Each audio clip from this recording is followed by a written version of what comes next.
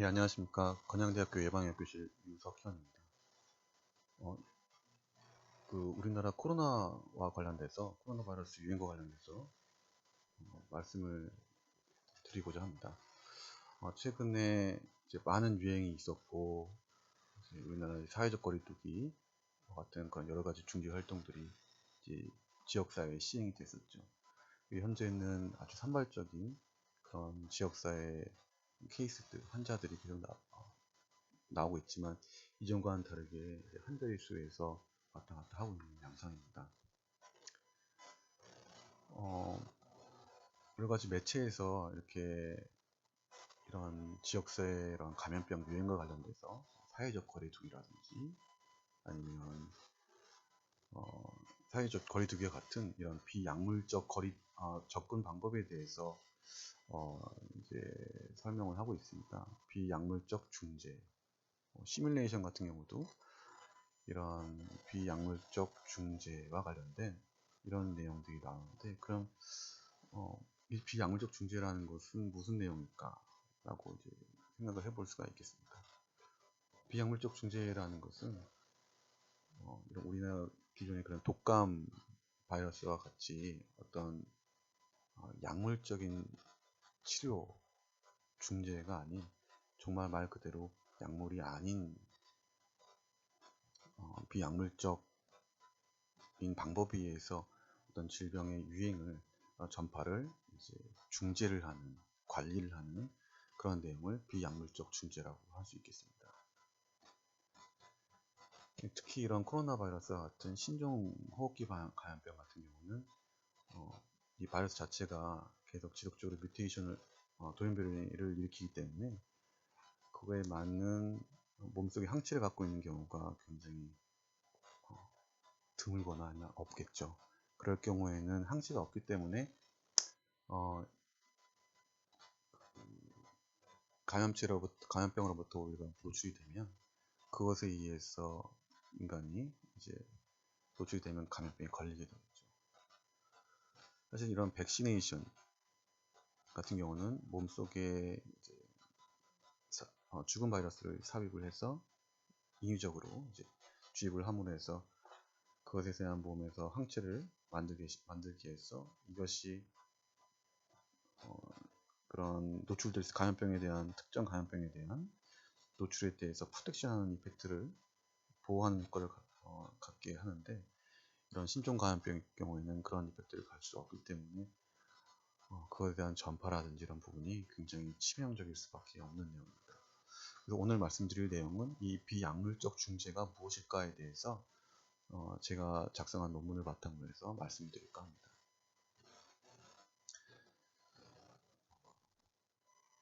비약물적 중재는 크게 세 가지로 볼 수가 있는데요. 물론 여러 가지 더 볼 수가 있겠지만 이제 제가 세 가지를 나눠서 일단 말씀드리고자 합니다. 먼저 지금 우리가 하고 있는 그런 소셜 디스턴싱 메저와 관련된 내용에 대해서 말씀드리고자 합니다. 이 논문은 이제 그 홍콩대에 제가 있었을 때 같이 작성했던 부분, 제가 참여해서 작성했던 부분이고요. 여러분 뭐 이 그림에 대해서 많이 보셨죠?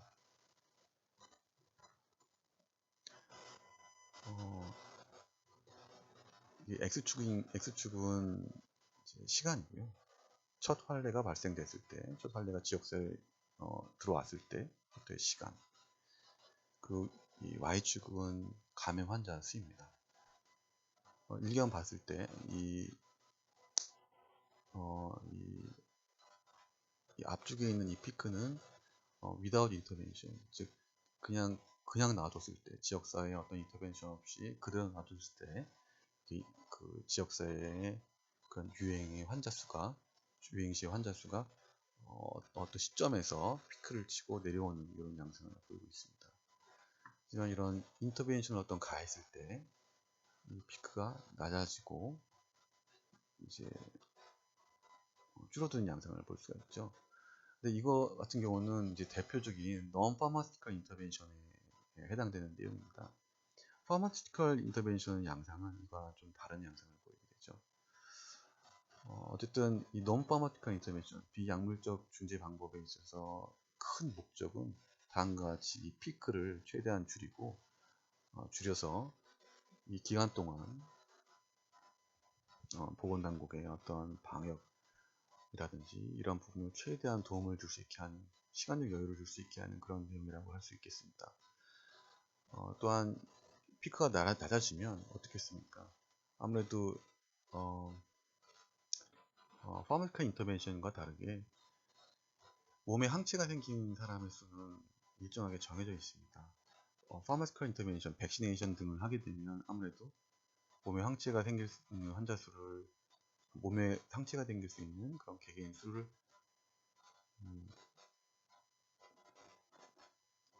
증가시킬 수 있기 때문에 프로텍티브, 지역사회의 어떤 허드 이뮤니티라든지 프로텍티브 이펙트가 확실하게 생길 수 있게 만들어줍니다. 하지만 이 non pharmaceutical intervention 같은 경우는 그런 이펙트를 줄 수가 없기 때문에 이 총 어택 레이트, 발생 환자 수는 인터벤션을 하지 않는 그룹과 인터벤션 한 그룹 간에 큰 차이는 없는 게 학계의 정설입니다. 그래서 최대한 이렇게 그 피크를 줄여주고 대신에 이런 발생 시간이 좀 더 길어지게 만드는 그런 효과를 볼 수가 있겠죠. 그런 양상을 보이는 것이 이 non-pharmaceutical intervention의 특징이라고 할 수 있겠습니다.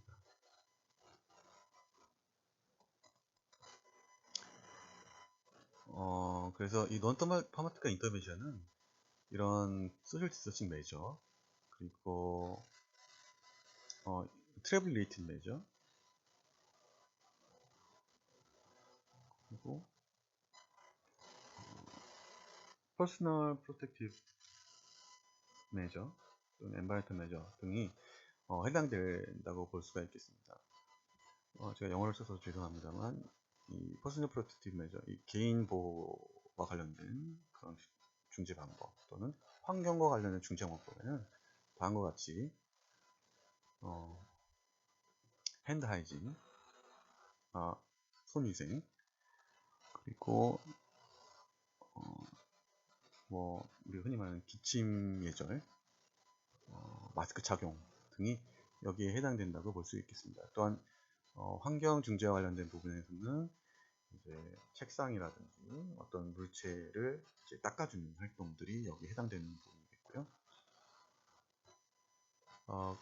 그리고 인터내셔널 트래블 리레이티드 메저는 국제 여행과 관련된 중재 내용입니다. 그래서 공항에서 아니면 항만에서 여행자들을 인펙션과 관련된 그 특정 호흡기 감, 여기서는 이제 인플루엔자 감염 예를 들어 설명했지만 이런 인펙션에 있어서, 감염에 있어서 출입하는 그리고 또는 출국하는 사람들에 대해서 발열 측정이라든지 아니면 설문 활동들을 통해서 이제 한번 스크리닝하는 그런 내용이 들어가겠고, 또 말 그대로 여행 제한이 여기에 해당된다고 할 수 있겠습니다. 또는 이제 섬과 같은 경우는, 아니면 우리나라 같은 이제 어떤 반도에 해당되는 국가 같은 경우는 이렇게 보도 클로저 부분들이 시행이 될 수도 있겠죠.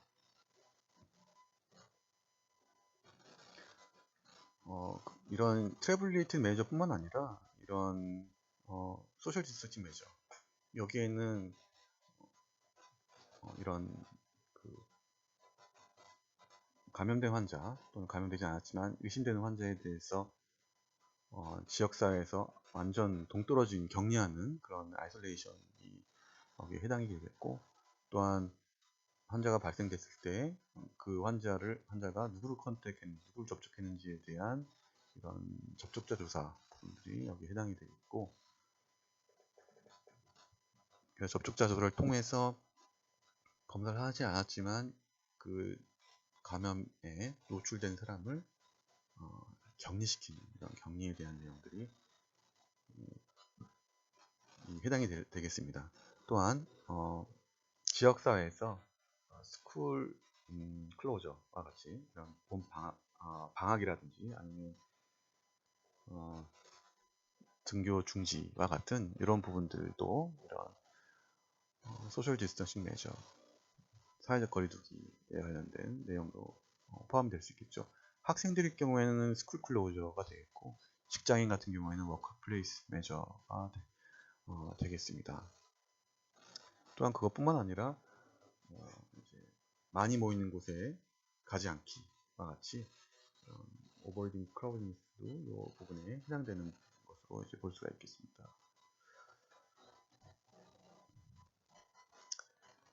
저희 팀에서는, 제가 속했던 팀에서는 이 관련된 부분들에 있어서 저희가 뭐 환자 대조군 연구라든지 아니면 뭐 코호트 연구라든지 이런 걸 실행한 것이 아니라 기존에 발간된 논문들을 바탕으로, 과학적 논문들을 바탕으로 해서 정말 이것들이 의미가 있는지 없는지를 이제 수합해서 이제 연구 논문 형태로, 리뷰 형태로 이제 제공해주는 그런 리뷰 연구를 진행을 해봤습니다. 그래서 이거에 대해서 좀 설명을, 어떤 근거가 어떤지에 대해서 좀 설명을 해드리고자 합니다. 인터내셔널 트래블 릴레이트 메저, 국제 여행과 관련된 내용에 대해서 먼저 좀 설명을 드리고자 합니다. 여기서는 이제 코로나 바이러스가 아니지만 인플루엔자 바이러스를 예를 들어서 설명했습니다. 인플루엔자 같은 경우는, 특히 신종 인플루엔자 같은 경우는 21세기에 있어서 한 번, 그리고 20세기에 세 번에 있어서 대유행을 한 적이 있다. 그리고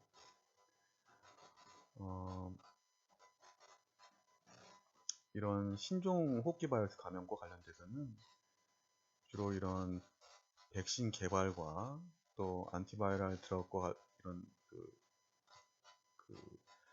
안티바이럴 드럭과 같은 이런 공급들이, 물론 선진국이나 우리나라 같은 경우는 굉장히 원활하지만 이제 많은 이제 개발도상국가에 있어서는 굉장히 어려운 부분들이 있기 때문에, 특히 이런 신종 호흡기 바이러스 같은 경우는 백신에이션 개발과 디스트리뷰션까지는, 분포까지는, 배분까지는 굉장히 오랜 기간이 걸리기 때문에 많은 국가들에서 이런 non-pharmaceutical intervention, 즉 비약물적 중재 방법에 대해서 많이 고려를 하고 있고, 또한 이런 호흡기 바이러스 감염증이 있어 대유행 시에 시행할 수 있는 하나의 중재 방법으로서 고려를 하고 있다.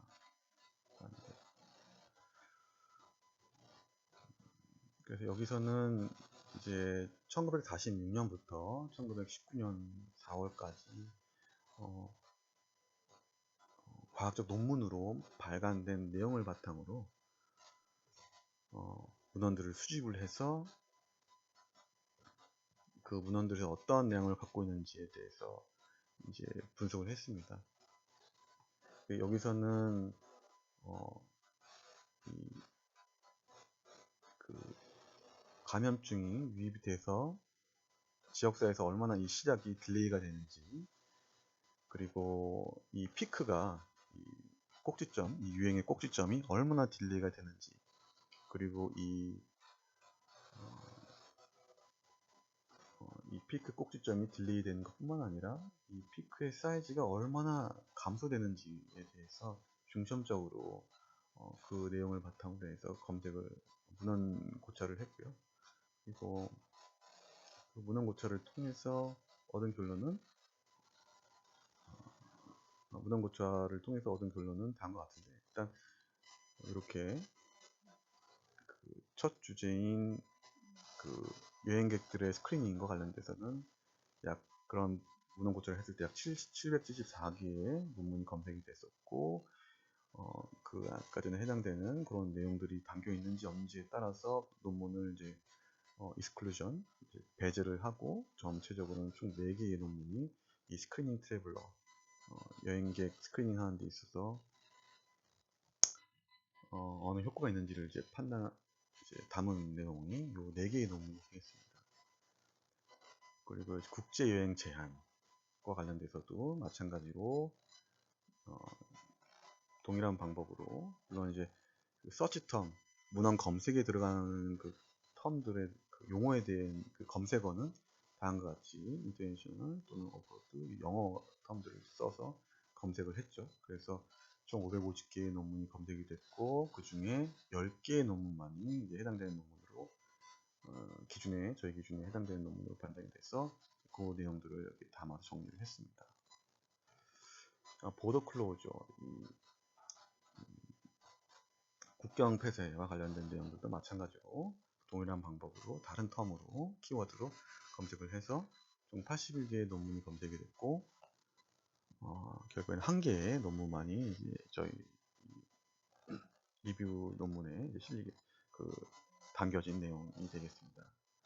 그래서 이 내용을 바탕으로 내린 결론은 다음과 같이 요약을 해보면, 이 스크리닝 트래블러와 관련된 내용을 이제 보게 되면,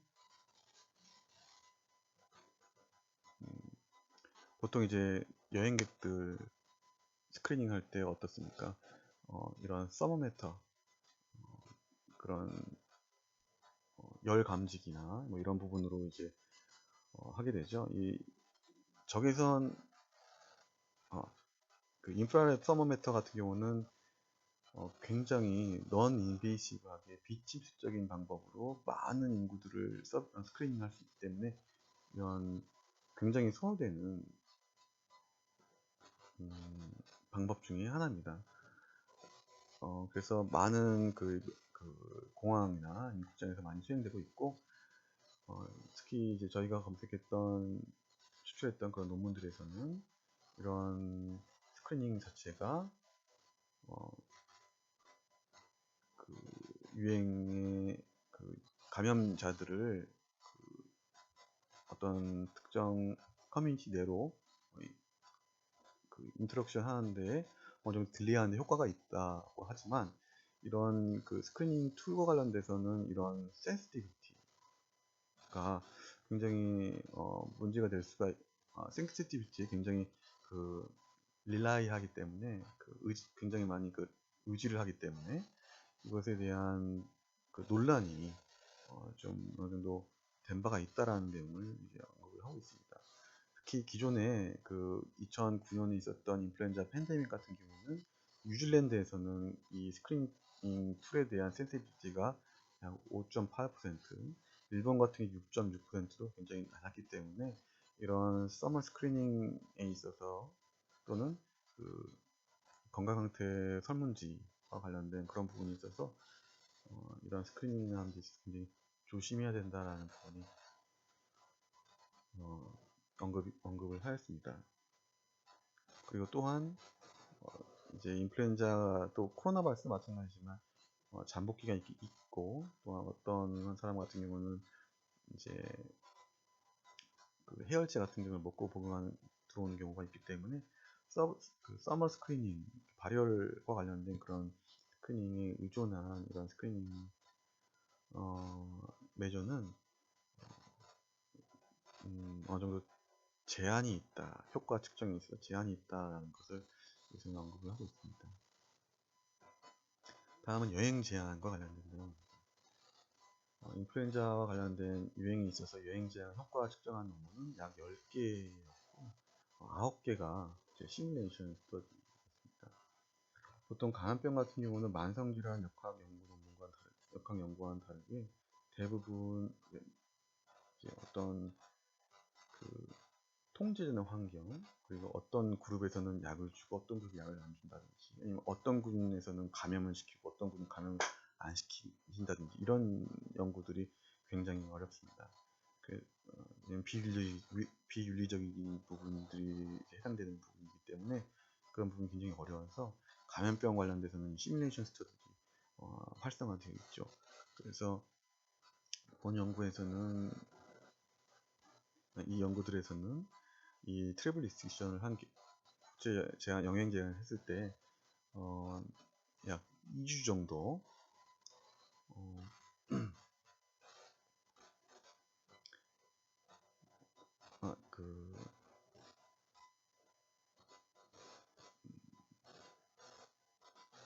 그 2주 정도 그 인플루엔자 데스와 관련된 케이스, 그 인플루엔자로 인한 그 사망률과 그 일별 사망률과 관련돼서 약 2주 정도 딜레이 시키는, 뒤로 늦춰주는 그런 효과가 있고, 그리고 90에서 95% 정도의 그런 아주 강한 여행 제한일 경우에 지역사회에서 지역사회에 그 첫 환자가 들어오는 데까지 약 1에서 8주 정도 딜레이 시켜주는 그런 효과를 갖고 있다. 그리고 에피데믹 픽 또한 그런 지역사회 유행세의 픽 또한 최소 1주에서 12주까지 뒤로 딜레이하는 효과가 있다라는 것을 이제 언급하고 있습니다.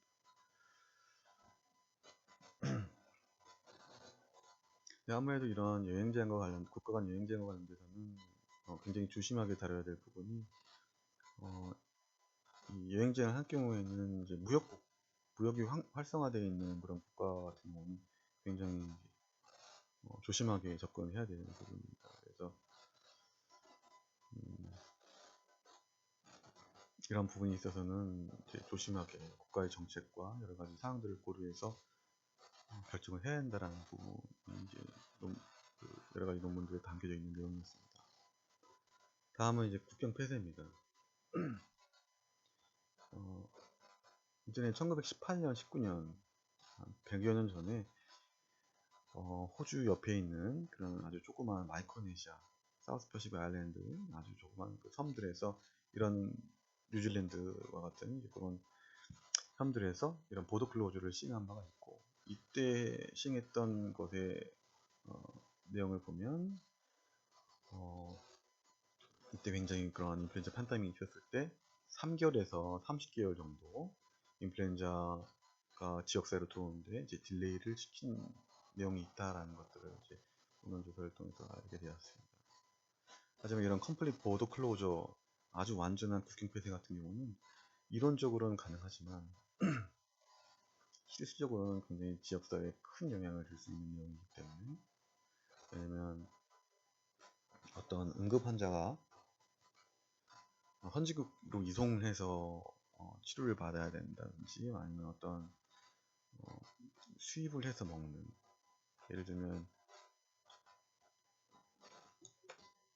홍콩 같은 경우는 대부분 그런 식품이라든지 어떤 섬나라 같은 경우는 그런 많은 부분의 식품들이 해외 식품 해외의 물품들을 의지하는 경우가 굉장히 많기 때문에 이런 부분들은 이제 조심하게 고려를 해서 접근을 해야 된다는 부분이 있겠습니다.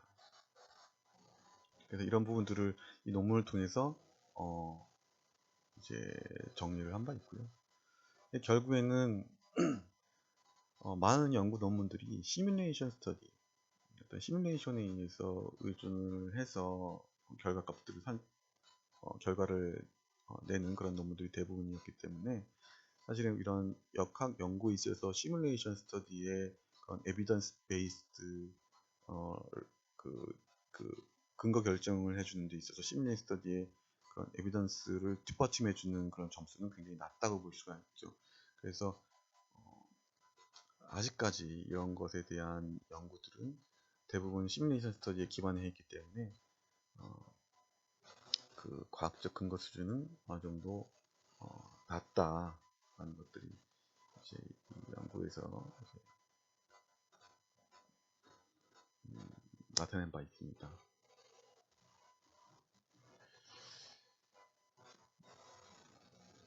네, 그 외에 이제 최근 우리가 지역사회에서 시행했던 소셜 디서치 메저와 관련된 부분들은 또 마찬가지로 그 과학적 논문을 근거를 해서 마찬가지 방법으로 이제 그 문헌 검색을 시행을 했고,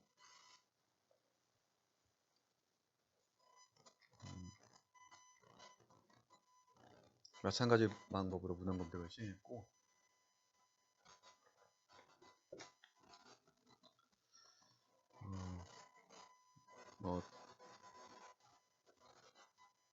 다 살펴보면 좋은데, 일단 이 스쿨 클로저와 관련돼서 최근에 이제 또 그 그 계약을 언제 해야 되냐, 이제 그런 부분들이 논의가 되기 때문에 그런 부분들을 살짝 먼저 보시면 이제 용어에 대한 내용이 여기 나와 있고, 스쿨 클로저와 미설과 스쿨 디스미설에 대한 차이점이 뭔지에 대한 부분이 나와 있는데, 이 스쿨 디스미설 같은 경우는 그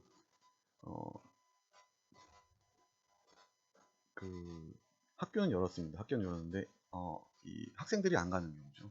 그래서 교사라든지 행정직원들은 다 학교에 있는 경우입니다. 지금과 같은 상황이라고 보면 되죠. 이제 온라인 강의를 하고 있으니까 학생 선생님들은 학교 선생님들은 이제 다 나가 계시고 온라인 강의 진행하시는데, 학생들은 이제 집에 있는 경우, 아니면 이제 스쿨 클로저는 그와는 반대로 완전 학교를 이제 폐쇄하는 경우죠. 그래서 이거 같은 경우는 이미 잭슨이라는 분께서 2013년에 시스템 리뷰를 이미 한 바가 있습니다. 이때 79개의 에피소드 스터디를 통해서 이 스쿨 클로저가 인플루엔자 트랜스미션 리듀스 인플루엔자의 그런 전파를 낮춘다는 그런 연구 결과를 발표한 바 있죠. 하지만 그거에 대한 이 방학을, 이 스쿨 클로저를 언제 시행해야 되는지, 유행 중간에 시행해야 되는지, 아니면 유행 완전 초기에 시행해야 되는지에 대한 그런 연구는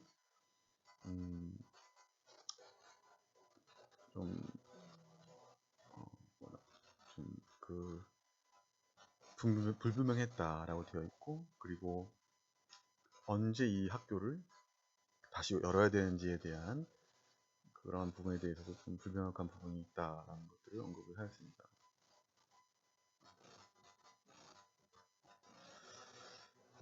그리고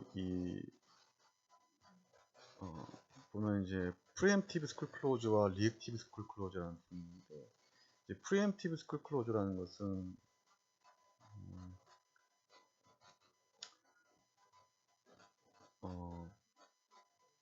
한마디로 이제 플랜드된, 계획된 방학이라는 거죠. 우리나라 뭐 여름방학, 봄방학 같이 계획되어 있는 방학에 의해서 인플루엔자 트랜스미션이 어느 정도, 인플루엔자의 전파력이 어느 정도 변하는지를 살펴본 논문들을 이제 여기서는 보고 있고, 교수가 좀 적습니다. 근데 여기서는 이 아래쪽 단락에서는 이제 리액티브 스쿨 클로저, 즉 독감 유행 경보, 인플루엔자 유행 경보가 발생되고 이것으로 인해서 정책 결정권자분들께서 우리 방학 독감 유행하니까 이제 우리 학교 폐쇄합시다 라고 했을 경우를 이제 리액티브 스쿨 클로저라고 하고, 이때 이것으로 인한 효과는 약 24%에서 20% 정도 감소되는 것으로 이제 이런 문헌 검색을 통해서, 고찰을 통해서 이제 발표를 한 바 있습니다. 뭐 여기서는 뭐 정말 트랜스미시빌리티가, 이 유행의 전파가 어느 정도 감소되는지를 이제 문헌 고찰을 통해서 파악을 했고, 그 외 다른 부분에 대해서도 이제 언급을 한 바 있습니다.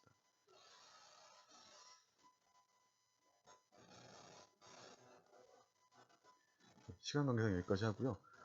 다음번 내용은 이제 이 스쿨 클로저, 우리나라에서 그러면 이 스쿨 클로저 관련된 인플루엔자 저감이 과연 어느 정도 되는지를 파악한 연구에 대해서 한번 살펴보도록 하겠습니다. 감사합니다.